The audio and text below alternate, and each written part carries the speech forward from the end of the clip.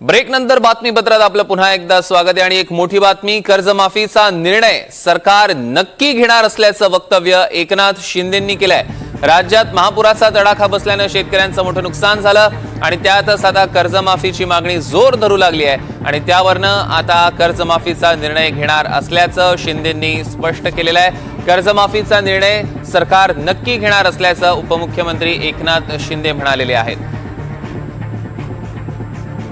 संकट एवढं मोठं आहे की अशा वेळेस शेतकऱ्यांना जेवढी मदत करता येईल तेवढी कमी आहे आणि म्हणून कर्जमाफीचा जो विषय आहे, कर्जमाफीचा देखील निर्णय शेतकऱ्यांसाठी घ्यावा लागेल आणि सरकार या बाबतीमध्ये फार गंभीर आहे।